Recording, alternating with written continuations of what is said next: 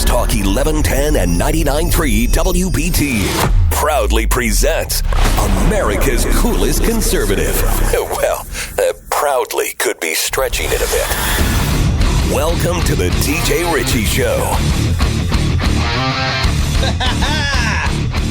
Here we go, ladies and gentlemen, boys and girls, children of all ages, brothers and sisters. We are ready to fire it up tonight. Absolutely fire it up. Now, I heard that Breaking Brett Jensen say he hopes I'm going to unleash the dogs tonight. Well, I got something to tell you.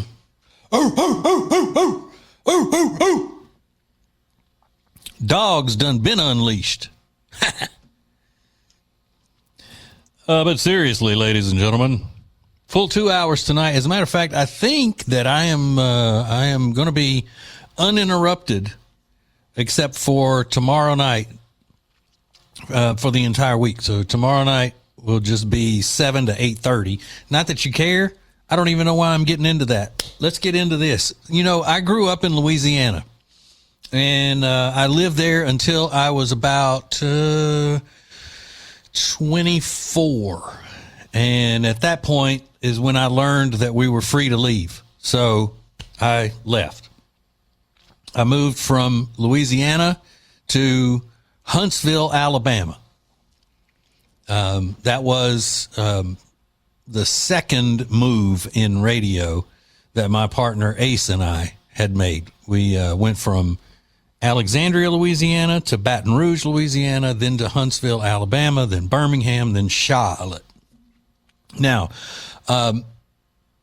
listening to Breaking Brett Jensen's report about the payoff to the new chief's husband's, whatever, fire chief, fire department, whatever the situation is, it just hits me in a different way, because Louisiana politics is known to be the shadiest, the crookedest, the most corrupt political system of any state in the United States. I stand behind that. As far as state politics go, Louisiana's history has the most shady, corrupt politicians, bar none. However, Charlotte, over the past few years, is giving Louisiana a run for its money in crooked politics. Good Lord. Now, I know you probably don't know much about Louisiana politics, but there were two main political figures in Louisiana in its history. Well, actually three. They were all governors at one time or another. One was Earl K. Long. If you've ever seen the movie Blaze, made in the 80s with Paul Newman and Lolita Davidovich, that movie was about Earl K. Long. And then he had his cousin, Huey P. Long. Now, Huey P. Long was the most famous politician nationwide. Earl K. never had any aspirations to be anything but a Louisiana politician. Huey P., on the other hand, wanted to be president. He was assassinated in the halls of Congress in Louisiana. You know, kids take field trips there to this day, and you can see the bullet holes in the marble in the wall. He was a full-on communist. Now, Earl K. Long and Huey P. Long are from my hometown, tiny Winfield, Louisiana, in the central part of the state. And even when I was a youngster, I couldn't understand why people in my hometown were so proud of that. I mean, there were parks dedicated to them, statues. I mean, and these were two of the crookedest people that ever held office. And the third one would be Governor Edwin Edwards. Governor Edwin Edwards went on 60 Minutes. And he said, the only way I will lose this election is if I were found How did he put it? If I'm found in bed with a dead woman or a live boy. That's what he said. And guess what? He was reelected. But Charlotte, the leadership in Charlotte, if you want to call it that, I mean, it's just a shady one on top of another shady one on top of another shady one. It is just absolutely a circus. They should just throw a tent over City Hall and charge admission like a circus.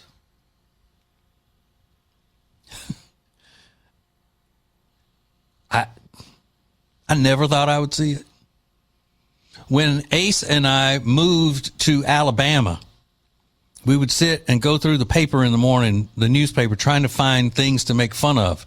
There was nothing about politics to make fun of in the newspaper in Huntsville, Alabama. Everything was pretty much on the up and up. We were shocked. We'd never seen that before. We moved to Charlotte. Every now and then there was something we could make jokes about or make little bits about on the morning radio show. I remember there was one instance where a city councilman went, he was an older fella. I think he was in the jewelry business. I'm not sure. But he went crazy on somebody writing him a parking ticket or something like that in the parking garage. And it was videoed or recorded in some way or another. We made a little parody song out of it and all that. But I mean, those things are scarce right now. If I was doing a local morning show in Charlotte and Ace was still with me and still with us here on this earth, we would be having a field day with these clowns that are running the Charlotte political system. I mean, just wall to wall idiots, it seems like. And it would be funny if it weren't so destructive.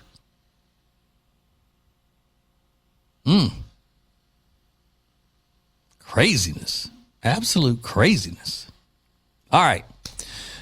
President Trump has said something that, again, the other night, it's been probably a week ago since I was on the radio. The other night I said, Governor Ron DeSantis has been listening to this show because he was saying exactly what I say. Well, President Trump has obviously been doing that as well.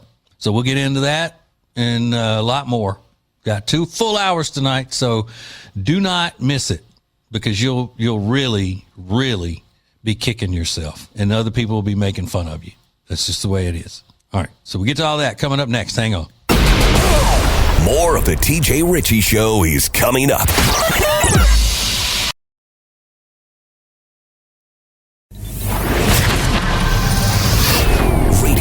Podcasts, and cool social media content. Get all the TJ you can handle at WBT.com/TJ. Now, back to the TJ Ritchie Show on News Talk 1110 and 99.3 WBT. Yeah, ramming, jamming, slamming. On the air, everywhere. So glad to be back. People say, no, you're not.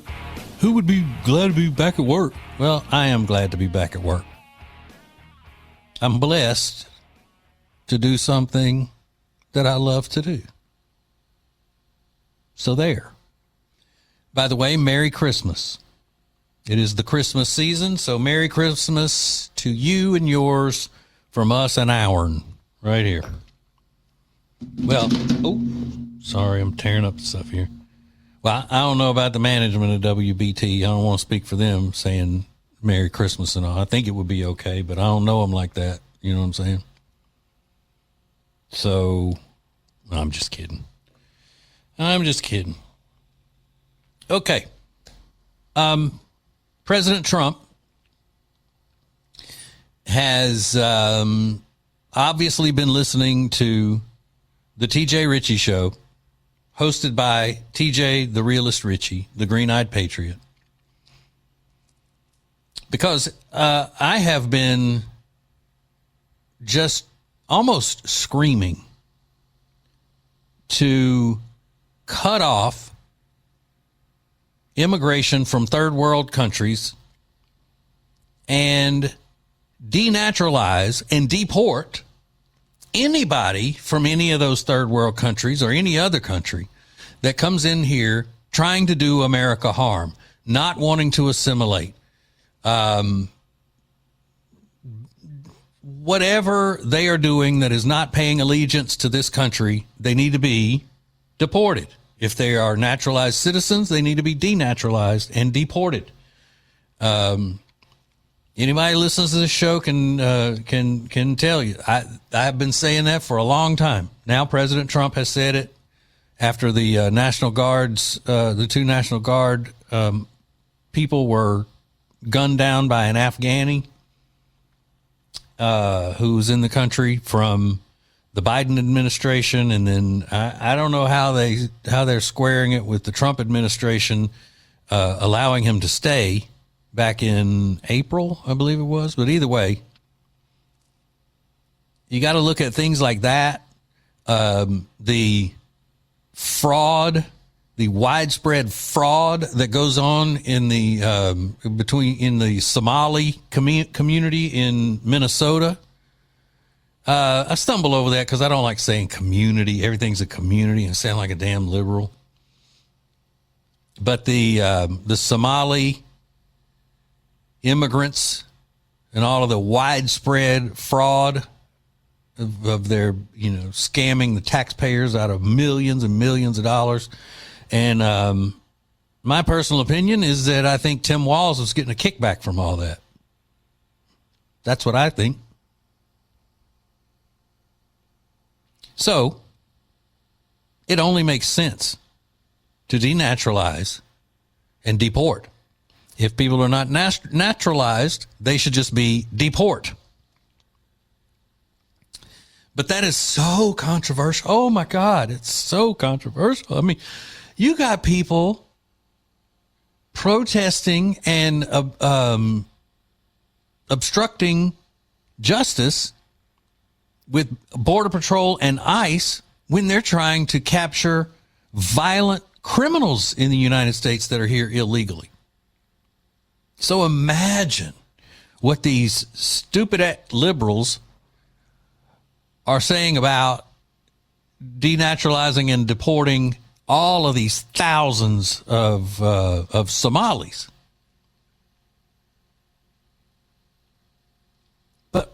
But how does it make sense to not try to do that? How does it make sense to somebody who wants to live in a sovereign nation with liberty and freedom like the United States? How does it make sense for you to want people living in this country who hate it, who chant death to America in Dearborn, Michigan, who rob the taxpayers, who have a culture of stealing and fraud that they have brought from their stealing, fraudulent country to this one with them and didn't leave it there, brought it with them? How can you not understand that they got to go? How is that even controversial? Even to the most disturbed liberal mind in the United States, how does it make sense to want millions, if not millions, at least hundreds of thousands of these anti-Americans living in our country and taking over cities? Nobody ever asks them what they suggest. It's just like we got a bunch of audio clips tonight of people in North Carolina speaking out against ICE, Border Patrol. There's a woman at Duke Medical Center that is protesting out front and telling people what they need to do and all that. And I don't know whether she's an employee of the hospital, she's a nurse or what. But I'm not kidding. It sounds like when you hear this, you're going to think you're listening to somebody who's never been to school. Just saying. But nobody says, well, okay, what do you suggest we do to fix the problem? First of all, do you even know that there is a problem? They would probably say no. Okay, so how do you remedy these violent criminals being in our country because they broke immigration laws? What do you suggest we do with them? You're standing in front of the ICE vehicles and you're blocking the road and all that because you think that this isn't the solution to actually detain them and deport them. So what do you suggest? Let's hear it. Well, most of them don't have a suggestion because they're being paid to be out there. They don't even know why. And the others are just brain dead liberals who are driven by nothing but their emotions. And they're stupid as hell. And they wouldn't, if you asked them to give you a suggestion, it would be like, you know, trying to talk to one of the characters at Chuck E. Cheese. That's about the most you could imagine getting out of that conversation. Okay. There's a lot of faux racism going on right now. The Democrats have run into dead ends with anything that they were trying to do politically to get votes, to buy votes, to whatever. So they always have to go back to racism. Oh my God, racism. So we'll call at least the next segment, possibly the next two segments on the show, faux racism. Not as in I'm faux racism, not like that, but faux as in fake racism. We'd never do the other one. So know that. All right. So it's really ridiculous. And we'll get into it coming up next. Hang on. The TJ Ritchie Show. Identifying liberalism and mocking it relentlessly. This is the TJ Ritchie Show. On News Talk 1110 and 99.3 WBT.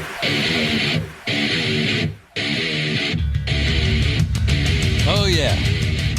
I am the Green-Eyed Patriot. Thank you for listening, ladies and gentlemen. If you want to text or call, the number is 704-570-1110, powered by Liberty Buick GMC. Before we get into the faux racism, I just got to say something big going on in my life. As I mentioned at the top of the show, and I mentioned quite often, I am from Louisiana, and so tonight, even though you can't see, I am wearing one of my LSU sweatshirts with the big LSU as big as it can go across my massive chest. The reason for that is because we just secured Lane Kiffin, the most sought-after college coach in the world, and he will now be working as the head coach at the Louisiana State University. It's a big deal. It's a big deal. But you know what? The thing that I really take from the whole thing, because it's gone back and forth, and other colleges trying to get him, and the college he was at, which was Ole Miss, trying to get him to stay and all this. Do you know how wonderful it feels to be wanted like that, and to know that your hard work has put you, your hard work and, let's face it, your talent and knowledge has put you in the position where people are fighting over you because everybody wants you? Do you know how great that feels? I have felt that in my life.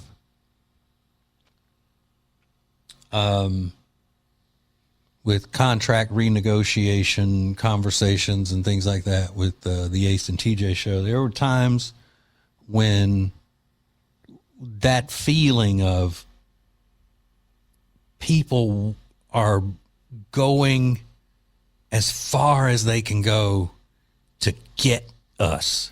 They want us to be part of their radio station. They want us to work for them, and they're going back and forth to see who can win in the negotiations and all that. It feels incredible. Now, granted, I haven't felt that in a long, long time as I sit here as a volunteer at night on the radio. But I'm blessed to have experienced that in my life at least a couple of times. And if you ever find yourself in that situation,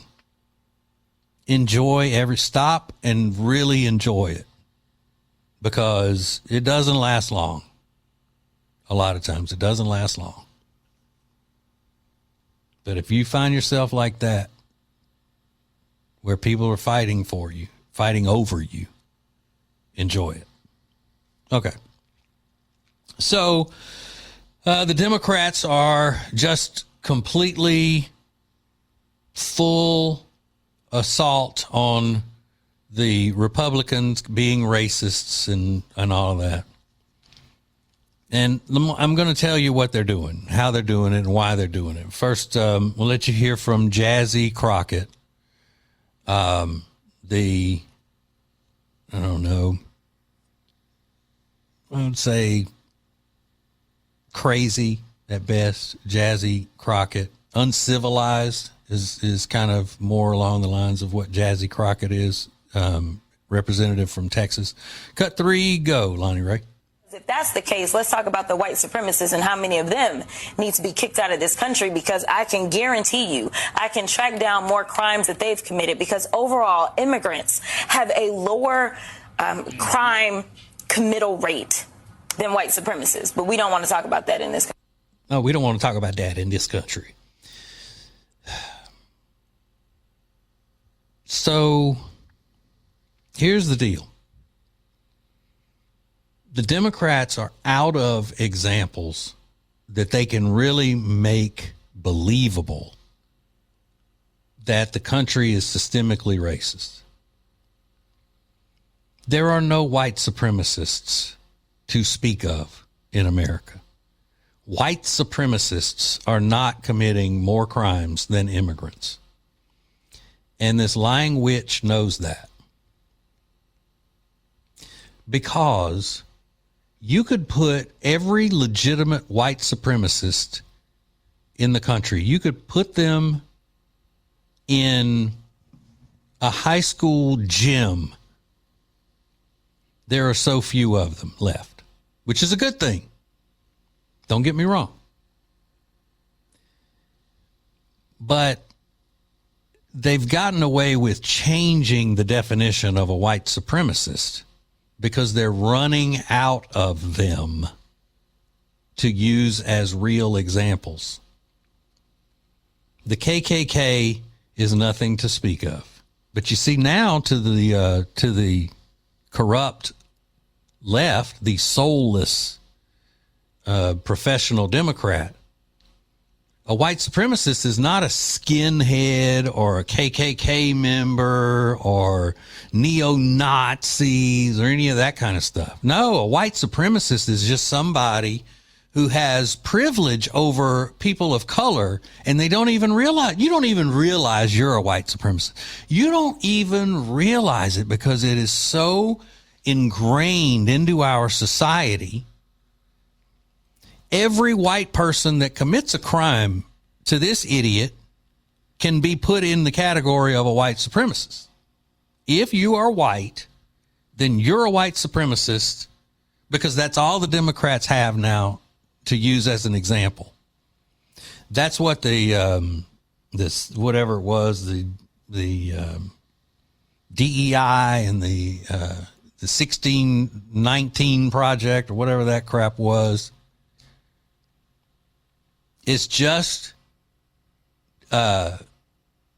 saying that white people are guilty of white supremacy and white privilege and whiteness, and everything they do is wrong, and everything they do is offensive, and everything that they do is needs to be stopped.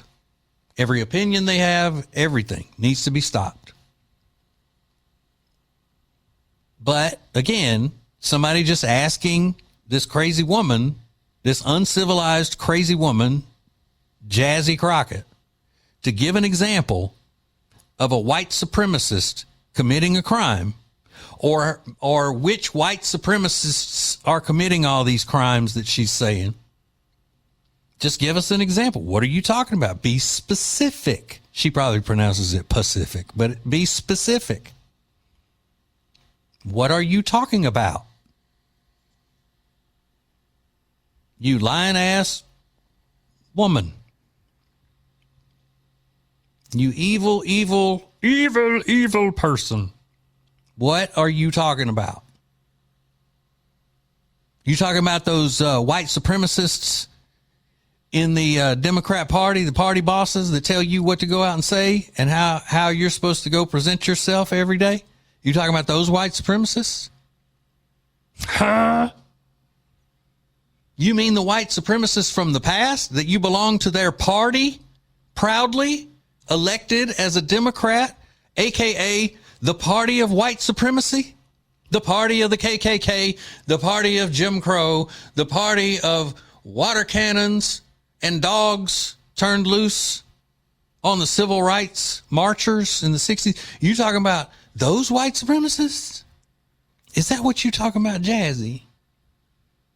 If that's what you talking about, I feel you, girl. I feel you. You talking about the white supremacists in the Democrat Party that still run things, yeah. You ain't talking about no Republican, though. No. See, our party was created to fight white supremacy, to fight against slavery. But you, Jazzy, yeah, you a proud member of that team of white supremacists. Huh. And don't act like you don't know it, girl. I know you had to take history classes to get your law degree. You know you siding with the white supremacist party. So why are you talking all that crap? Huh? What? What'd you say? That's what I thought. That's what I thought.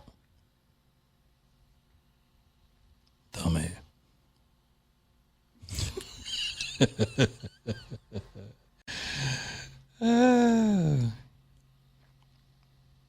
See, they can't match wits with people who know facts. That's why they go for the people who are the most vulnerable intellectually, who would believe that. Did you hear what she said? She said white supremacists are committing all the crimes. I knew something had to be off. I believe that. She's a congresswoman. She wouldn't say it if it weren't true. Okay. All right, so we got more of this coming up. Hang on. It's TJ Ritchie. Late, live, and local. It's the TJ Ritchie Show on News Talk 1110 and 99.3 WPT. Okay. Well. Here we are. Full speed is what I'm on. No, I'm kidding, of course. I'm not on any speed. They even call it speed anymore? I don't think the kids call it that anymore. Am I right, Lonnie? You don't hear people talking about being on speed. That's old. Yeah, that's old school. And I never have really been up on my drug terminology. I do know that it's cool to call heroin though heron. That's what the gangs call it, heron. I got that right, huh? Yeah. And the heron. Okay. Now, again, we have another example of what I've been telling you about from day one of the Border Patrol and ICE enforcement of immigration laws and detaining illegal aliens and all of that. I told you that the horrible professional Democrats are trying to drag black people into it. You know, black people, especially in Chicago, have become hip to the way Democrats operate and the way Democrats have manipulated and taken advantage of black voters ever since Lyndon Johnson was president. Before that, black people were Republicans. Lyndon Johnson was an awful, disgusting, racist piece of crap, cockroach of a person. And he full on admitted that we got to get black people to vote for us since they're going to be voting now in great numbers. So, but black people in Chicago said, hey, you've never done anything for us that you say you're going to do. And all the things that you said you were going to be doing for us, you're doing for these foreigners. And so the professional Democrats have been trying everything they can try to get black people on the same page of blaming Republicans for ICE disappearing people, kidnapping people, and all that. I don't even know who this is because there are so many of these people on social media. I just know that this is an evil person for this message. And it's sickening. Cut 6, go. We believe that the National Guard and the military occupation is the first step into rounding black people up and putting them in detainment camps here in Washington. Okay, so he's in Washington, D.C. We believe. Play it again, Lonnie, please. We believe that the National Guard and the military occupation is the first step into rounding black people up and putting them in detainment camps here in Washington. Okay, so the military occupation.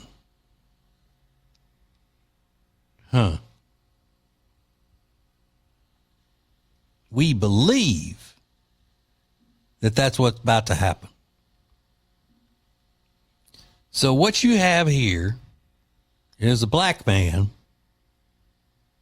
who is working for the Democrats, the professional Democrats, to get a message out to black people that they think he can get out and have black people pay more attention to him than they do to them.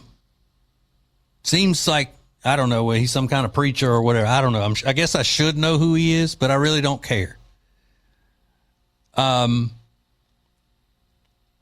So got his marching orders to go tell black people they're about to start rounding us up and putting us in detainment camps. What in the hell? These people will stoop to any level. And I wonder what he's getting out of it from the Democrats. I wonder what kind of kickback he's getting, be it money or a promise of power or some sort of a one hand washes the other kind of thing. Now you think about that.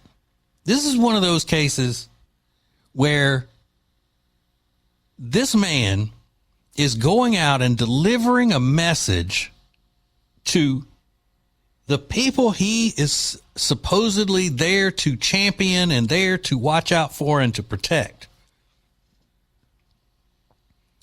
He is taking a message to them that he knows is not true, just to scare them into submission. And submission to whom? Submission to the Democrat Party. the professional Democrats, commucrats, the same people who have been taking them for granted and who have been manipulating them and tricking them and scamming them and keeping them addicted to government. He goes out, stands in front of a microphone in his suit and his cool Ray-Ban sunglasses, and he lies. But then again, is he lying? He's not saying that they are doing this. He's saying, we feel like they are one step from this. Once again, I know you probably get sick of hearing me say it, but my biggest dream is for the millions and millions of black people who are hypnotized by the Democrat politicians would wake up and realize that they're out to do you harm. Not only are they not doing you any good, they're out to do you harm. Why, if you care about people, would you deliberately try to scare them into submission to politicians? Would have to be because you're getting something out of it, right? Of course.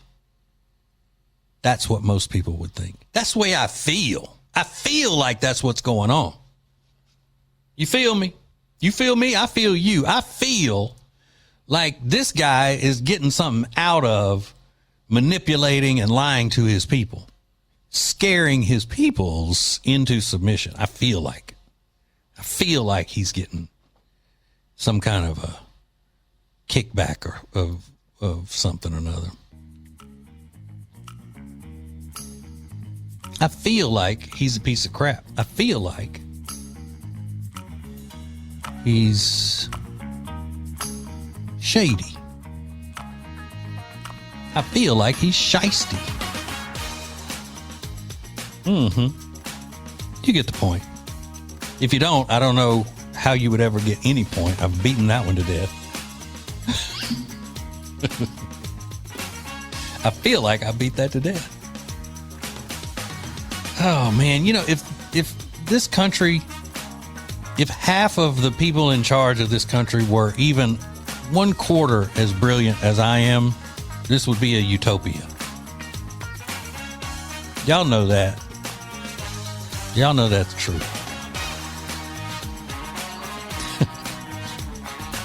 All right.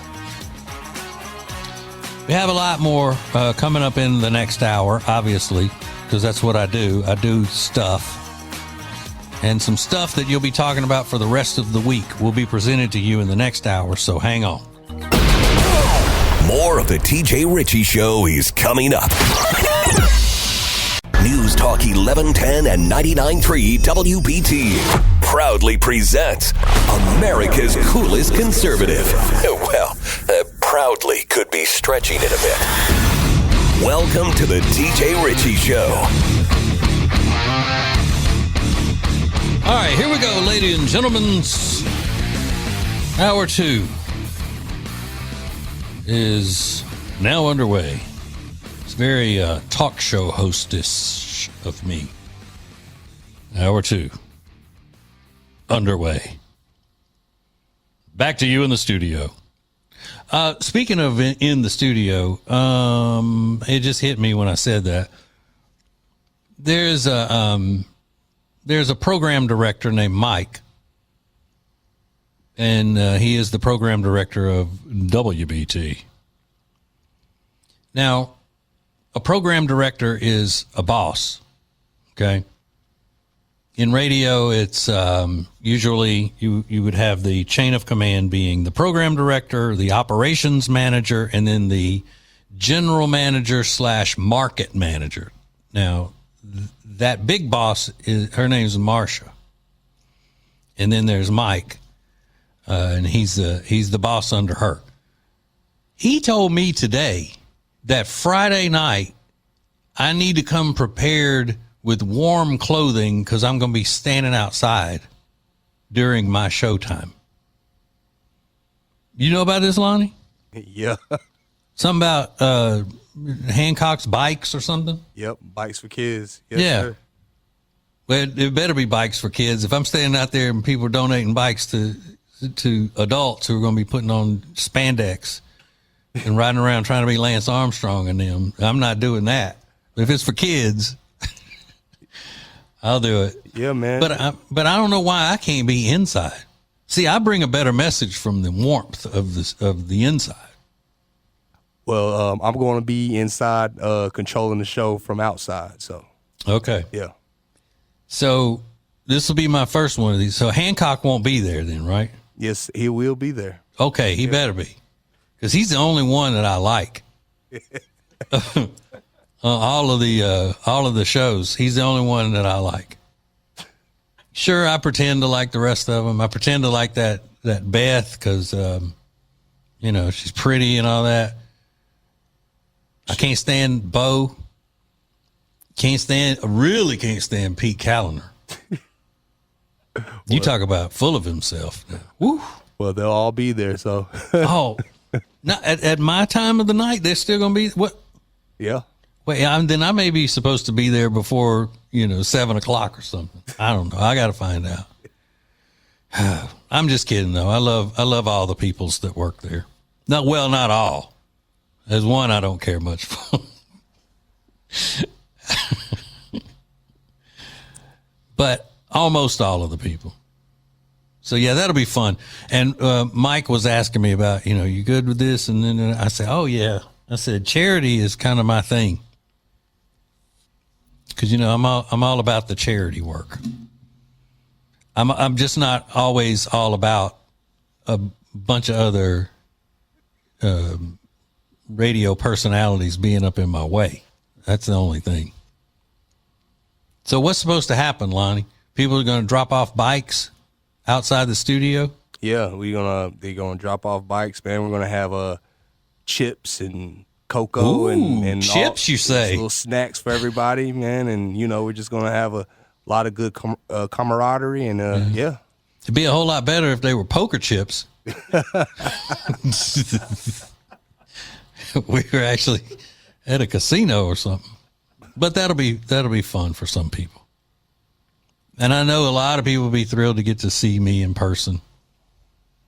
I just hope they got the police directed traffic out there, because once they find out I'm there, it's going to be crazy. Absolutely nuts. Going to be bonkers. All right. We have a clip here from the governor of Oregon, which, Oregon is just an absolute crazy loony bin of liberalism. This governor's name is Tina. I don't know how to pronounce her last name. Kotek? Tina Kotek.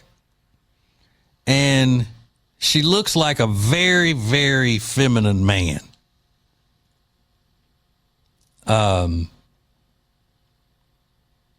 She either looks like a really masculine woman or a feminine man, and I'm going to go more with a feminine man than a masculine woman. She doesn't look like a governor, let me put it that way. So she has a message for people. So I think after all the bicycle talk and everything, I've used up a lot of the time in the break. So I think we have time to play what she said, and then we'll have to take a break and get my expert analysis of it after that. So go ahead, Lonnie, and play this cut. Hello, Oregon. Governor Kotek here. I want to talk with you about something that should concern every one of us. I believe, as you do, in the rule of law and keeping our community safe. We also believe in being a welcoming place where our immigrant and refugee communities help our state thrive. The ongoing violent actions of the Federal Department of Homeland Security are unacceptable, going after Oregonians and stoking fear in the name of immigration enforcement, but using excessive force, reckless tactics, and even putting bystanders and local law enforcement in danger. Bystanders? It's not how public safety works, and it's not okay in Oregon. No government agency is above the law. I fully support the AG and local DAs who have put the federal government on notice Oregon is monitoring all ICE actions closely. We will investigate misconduct. And if federal officer breaks Oregon law, they will be held accountable, just like anyone else.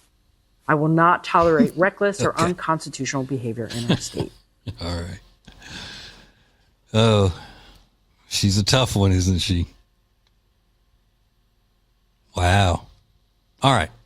So there you've heard it, what she had to say, and then I will mock it and tell you what it's all about. Coming up next. Hang on. The TJ Ritchie Show.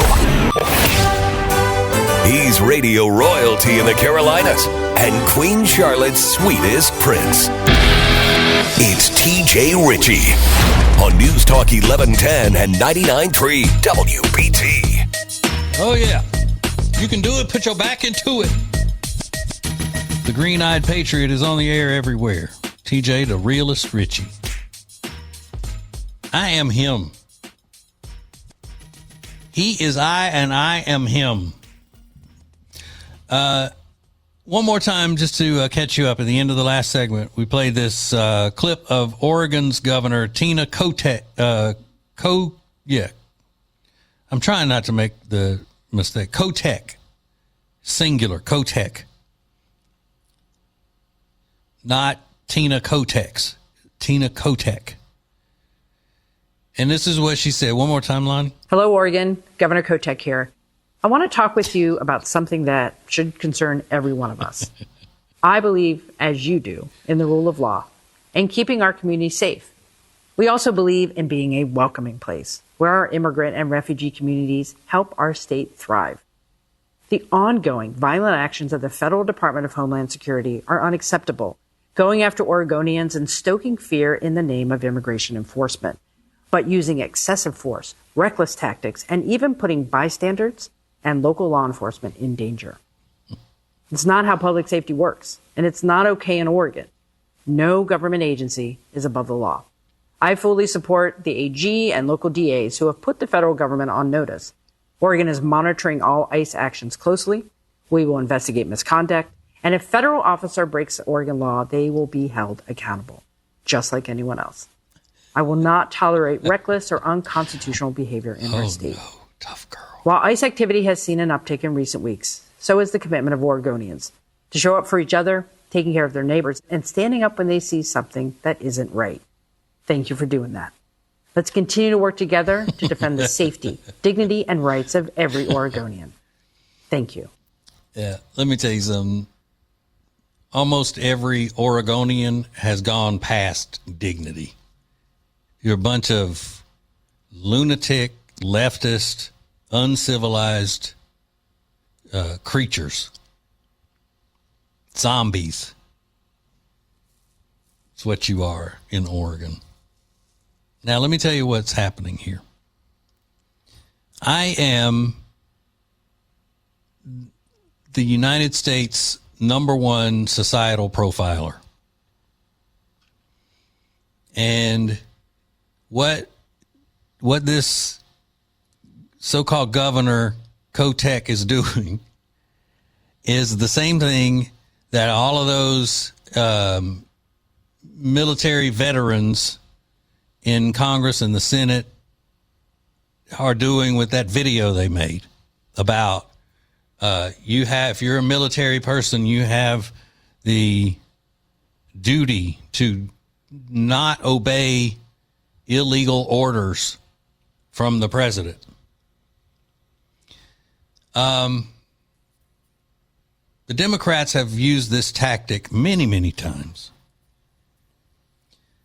I remember during the presidential race between Chairman Barack Obama and Mitt Romney, when ABC's George Stephanopoulos took time out of baking cookies in a tree to interview Mitt Romney. And he accused Mitt Romney, or just asked him, is it true that you're planning on banning birth control when you're president? And Mitt Romney was just taken aback. He was like, No, George, I've never said that's not even been an issue. That nobody has brought that. And he was taken so off guard by it. But what he thought is that George was just misinformed. Like, obviously you've heard incorrectly or whatever. But what Lil Man was doing was planting a seed. I asked Mitt Romney if it's true that he's going to ban birth control. Just like that, the war on women began. That was the campaign issue. The Republicans' war on women. Mitt Romney had never even thought of that as one of his issues in his platform, to ban birth control. Never. Stephanopoulos was just making it up. And by making it up, he threw it out there and it became an issue. Now, people can talk about it in the media. He was asked, with that elfin magic of George Stephanopoulos, if he's going to ban birth control, and he seemed to be taken off guard by it. So there was your issue. Boom. And then you got these brain dead liberals just following right along. Like zombies. Another instance, there was a terrible weasel cockroach of a person named Harry Reid. He was a senator from Nevada, and he was the Senate Majority Leader. He came out one day and just said, I heard from a reliable source that Mitt Romney hasn't paid his taxes. And then said, when they asked him the source or what proof he had of it, he said, it's not up to me to prove it. It's up to him to prove that he did pay his taxes. So then there was the issue. From that moment on, it was Mitt Romney was a suspect of not paying his taxes, because Mitt Romney is a billionaire, and then he's not paying his fair share. You need to go to him, media, and have him prove that he did pay his taxes and that the rumor that I heard is false. The accusation that I heard is false. It's up to him to prove it to be false. No, that's not the way it works, but it does if you're a shady, disgusting Democrat throwing accusations at a Republican. So what I'm saying is that they go and they use these innuendos and they say, you can rest assured that if the federal government, these ICE agents, are breaking the law or acting outside the Constitution, they will be dealt with. Well, what do people think when they hear this message? They think, oh, ICE is breaking the law. The federal government is running roughshod over the Constitution. The federal government is just kidnapping these people and separating families and all of this. I heard the governor say they're not going to put up with it. But they're not doing that. They're enforcing immigration law. They're not doing anything illegal. Same with these former military people doing their PSA, like Mark Kelly. And I'm going to tell you something about Mark Kelly. Just because he served doesn't make him honorable. I said this last time I was on the show, last Monday night. He may have served honorably to high ranks of the military. He was an astronaut even. But it doesn't mean that he is an honorable man for the rest of his life. He's not an honorable man. He's a shady, shisty piece of crap. And just because he served honorably into the high ranks of the military doesn't give him a pass to act any way he wants to act and not be called out for it. They get together and they make this little PSA and tell people, if you are given orders that are illegal or unconstitutional, you should not follow them. And then they come out, we were just telling them. Well, do you have any proof that the president is giving unlawful orders to them? No, but all we're doing is telling them that if it does happen, they shouldn't follow the order. So it gets thrown out there in the minds of the voters. President Trump's military is doing things outside the Constitution. It's all strategical, because they know that the media will run with whatever they throw out there and make it into a big deal. Then they say, okay, well, these orders that he's giving to blow up these drug boats out of Venezuela, that could be war crimes. Well, okay, so what that tells me is that the Republicans ought to be out saying the Democrats are in favor of drug lords bringing deadly fentanyl and cocaine and heroin and everything else into our country. They're basically drug pushers, is what the Republicans need to be saying. The Democrat politicians are part of the drug cartel. Boom, play their game. See, they need me telling them how to spin it back on them. Nobody ever listens to me, though. Oh, he's just a DJ. What does he know about anything? That's what they say. I'm telling you right now, and I'll go to my grave saying this, if Pat McCrory would have taken my advice on how to run television campaigns, he would still be the governor right now. But he didn't. I advised him on how to run commercials against men and women's bathrooms. My brilliance just being wasted. And I suspect that it'll be the same with this. Republicans need to start accusing Democrat politicians of being part of the drug cartel. Why else would they not want President Trump shooting up a drug boat out of Venezuela? Huh? Obviously, they're drug pushers. Do it. I dare you. I bet that it would turn them upside down.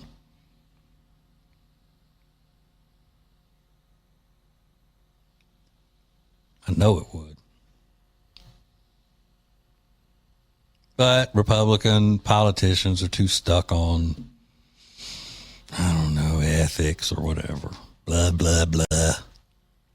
See, that's the problem. Nobody ever expects anything good or any ethics out of Democrats. So they're never hypocrites. Really. Because nobody ever expects them to do anything that's decent. So when they come out and they do awful, underhanded, shady things, then everybody's like, oh, well, we expect that out of them. But you Republicans, you better not step out of line because you're supposed to be better. You're supposed to be holier than thou.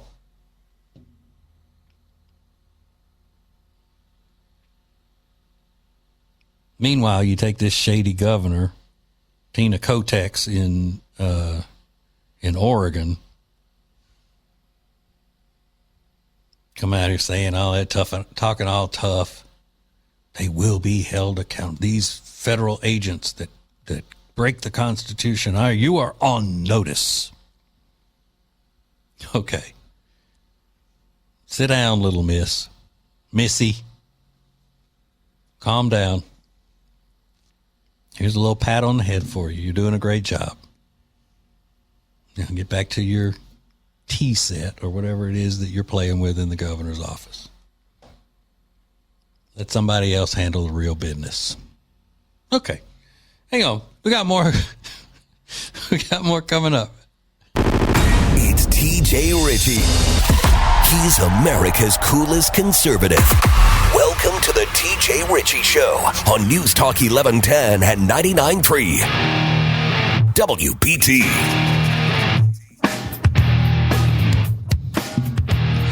Oh, we're having fun. Having a great fun. Well, I am. And that's what's important, that I'm enjoying myself. Whether or not you're entertained or informed is secondary as far as I'm concerned. No, I'm kidding, of course. I'm so appreciative of your being there and listening to the show. Even if this is just your first time and you're only going to listen 5 minutes, I still appreciate it. You have no idea how much. And that's why I only want to focus for the rest of the show on bringing you serious stuff, and I'm going to stop cutting up and stop being silly and all that, because you deserve better. Like this story. There's a pastor named Christ Penelope of Sevenfold Holy Spirit Ministries. And he has created quite a buzz online for his unorthodox method of healing people. After, Lonnie, are you listening to this? I may need your help on this one. You good? Okay. after his unorthodox method of healing people, after a photo of him sitting on the heads of people, apparently farting on them, went viral. So again, the pastor of Sevenfold Holy Spirit Ministries has created a buzz online for his unorthodox method of healing people after a photo of him sitting on the heads of people, apparently farting on them, went viral. According to the pastor, farting near a person's nostrils is important so that the quote-unquote healing power can enter the body and do its work. Quote, "It started with Master Jesus when he stepped on Peter. It is the demonstration of God's power. Just like God made Adam go into a deep sleep, it is a similar thing. God did anything with the body of Adam while he was on the ground in deep sleep. He was not feeling anything. The Bible doesn't say anything about Adam saying, 'God, are you hurting me?'" the pastor told the magazine Drum. Surprisingly, many people wait up to 2 months to meet the pastor to get farted on. Some even collect his farts in containers. Pastor Penelope reacted to the criticism, and he said, "I don't fart on people, I heal people." So,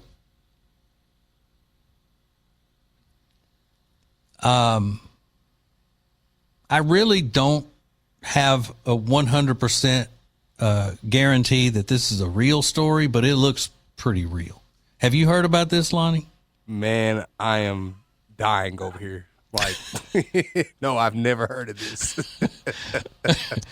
Well, come on, we got to be serious for the people. This is news. I'm surprised Breaking Brett Jensen didn't have this already. Golly. If this was going on in Charlotte, he would have had it. Tell you that. But this story was posted a week ago,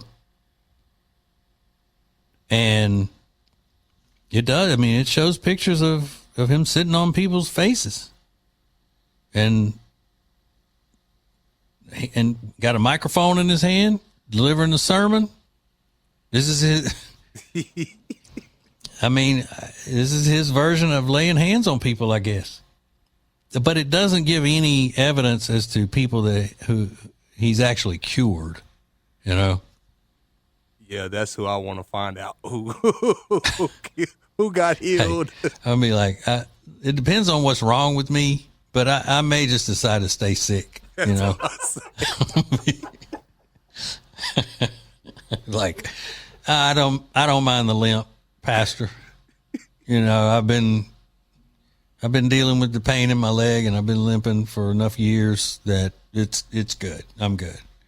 I mean, I thought you might have some kind of way to do it without sitting on my head and farting on my face, but I know you got your method. It's just not my cup of tea. So let me limp my hurting out of here.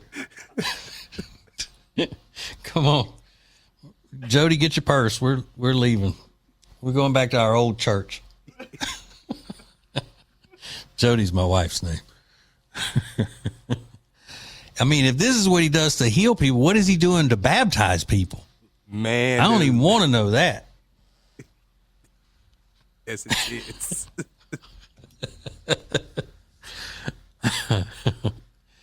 Look, I'm not really doing this juvenile humor. I'm just saying, look, if you're hurting badly enough, I guess you'll try anything. But remember, he's like, I don't fart on people. I heal people. Now, how? Okay. So let's say you had a regular church where the pastor claims to be able to, lay hands on somebody and heal them, right?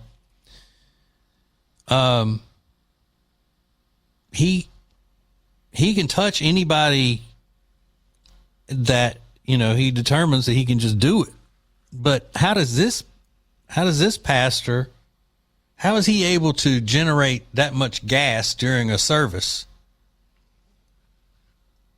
You know what I mean? So let's say I don't know, 10 people are standing in line waiting to get healed. How does he muster up, 10 of the healing power that he uses? I guess Saturday has a lot of preparation to it. So Yeah. I mean, he's just, I guess, tanking up on Saturdays, just Taco Bell and every taco truck he can find.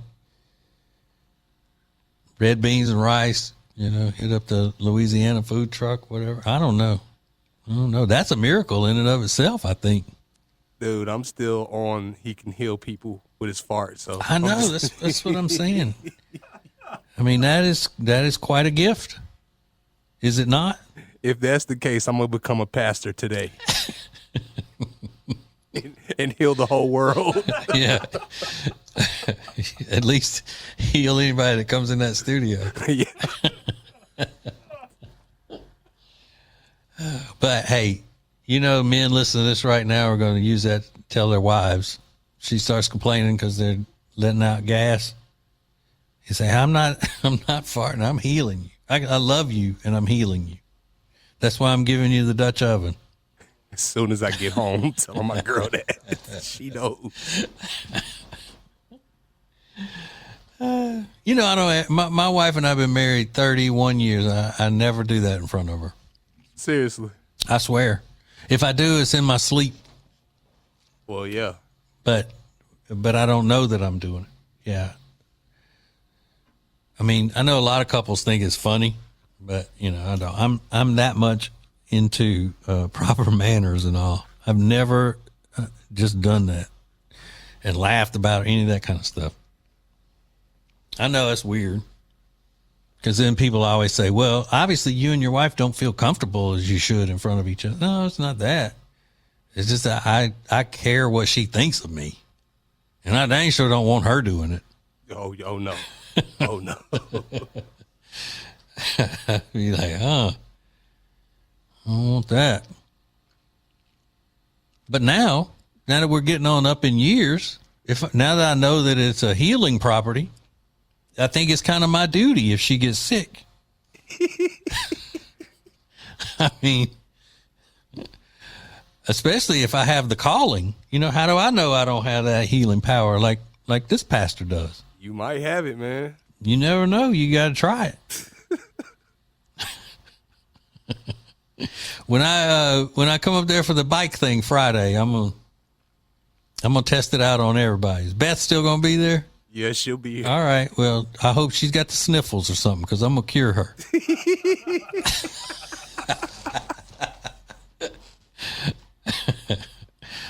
Oh my God, no! I would never. I would not ever do that. Maybe an ugly woman. No, I wouldn't. Not even an ugly woman. Okay, so there.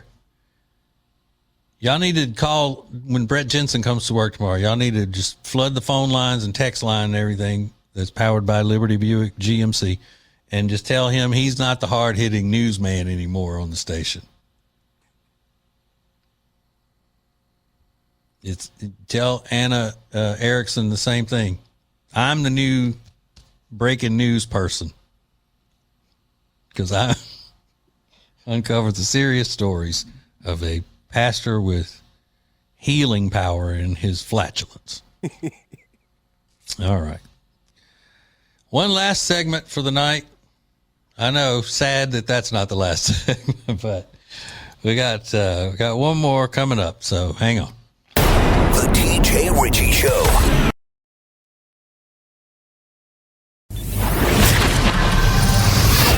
Radio, podcasts, and cool social media content.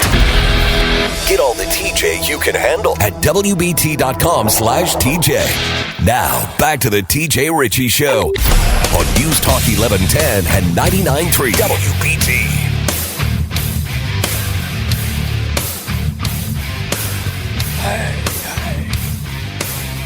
All right, ladies and gentlemen, here we are, back at it. Programming note, Friday, you will have the opportunity to meet me in person. Not just through text messaging or the phone. Actually in person. Breathing the same air. Actually breathing in my exhalation. Wow. How great that would be for you.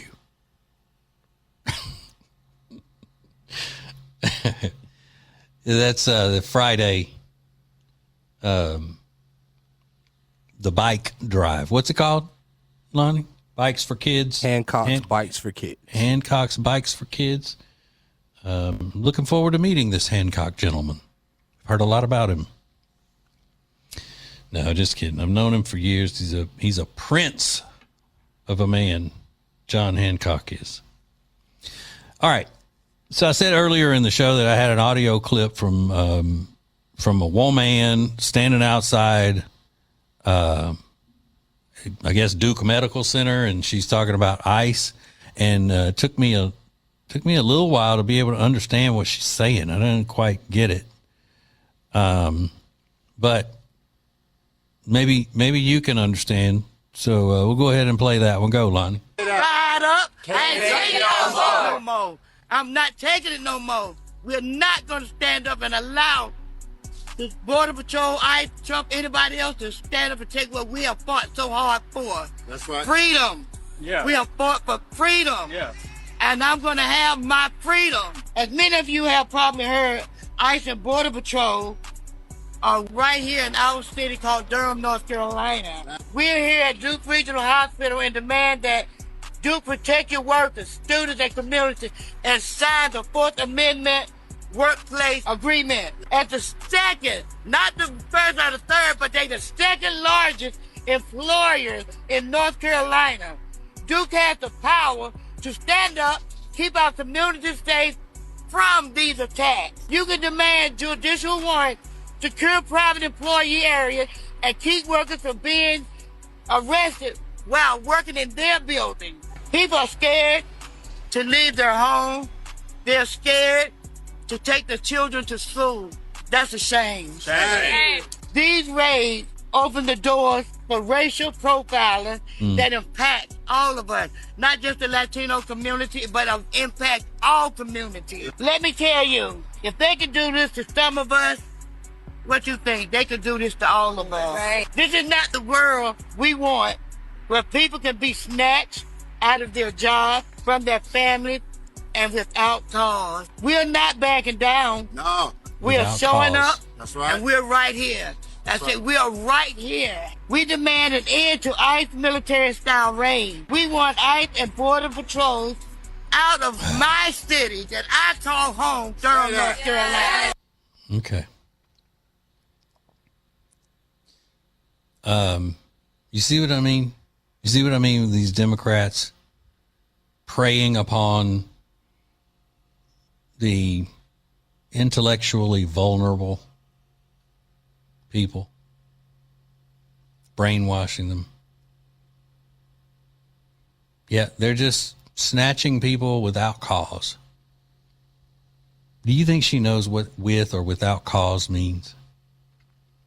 Or is she reading something that some professional Democrat wrote for her to say? If they can do this to some people, they can do it to all of us, whatever community. But that doesn't even make sense. They're not just snatching people up off the streets because they're brown.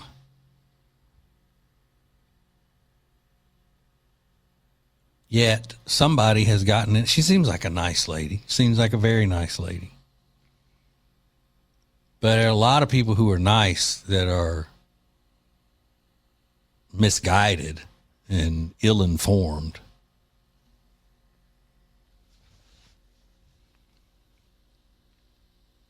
So all of these things that she's out there yelling about, if somebody's breaking a federal law, I'm pretty sure that you don't call detaining them kidnapping. whether they have a family or not, if you're breaking federal law, why is it that immigration is the chosen federal law that people are allowed to break? Tax evasion sure isn't a law that people are allowed to break. And I wonder what the professional Democrat politicians would say. Let's say Jazzy Crockett. Let's say Jazzy Crockett from Texas, the wicked witch of the West. Let's say that all of these illegal aliens from Canada just rushed into the United States and just started blending in and committing crimes and using up resources like welfare and medical care and all of this stuff. Would she be out there calling ICE a bunch of kidnappers? Would she be saying that they were racist or any of that? Or would she be saying, thank God ICE is rounding up these white Canadians and sending them back? She probably wouldn't even say Canadian, these white people, and sending them back. Or let's say that ICE and the Border Patrol is in South Florida and they're rounding up Cubans. Would they be protesting that? Would these stupid Antifa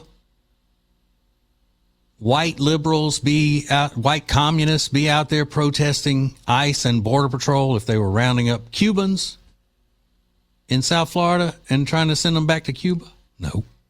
And why? What is it about Cubans in South Florida that would make the Democrats happy for ICE to be deporting them? The majority of the Cubans in South Florida vote Republican. You know why?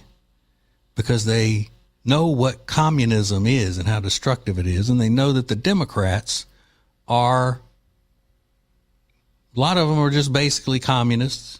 The Democrat politicians are just communists. No, they wouldn't be protesting that. They wouldn't be saying they're kidnapping people, separating their families, children are afraid to go to school. None of that. But I wonder, like this lady, for example, I wonder what sorry Democrats got in her ear, pulled her aside. What did they promise her? To go out there and read the words that they've written for her. What does she get out of it? Nobody ever asks that. Especially nobody in Raleigh or Durham media. Nobody came up to her after that and said, what are you talking about? Can you explain? Can you give us some specifics about the points that you made in your little speech? What evidence do you have that they're going to be rounding everybody up? If they can do it to brown people, they can do it to black people, all that stuff. Where are you getting that information, ma'am? No, not going to ask her that. And the fact that I'm even suggesting questioning this lady is probably racist.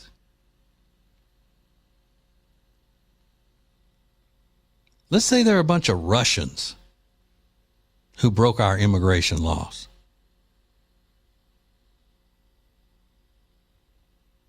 And when people got to the hospital for treatment, they couldn't even get in to see the doctor because there's so many Russians, illegal alien Russians sitting in there. Or the illegal alien Russians are on our welfare systems and taking government handouts and everything and complaining because it's not enough. What do you think these Democrats would be doing? You think they'd be afraid to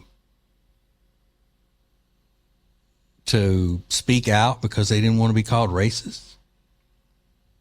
Or would they say, get these white Russians out of here? Which, side note, I've been known to drink a white Russian or two, even though it's a girly drink. I love them. Be that as it may.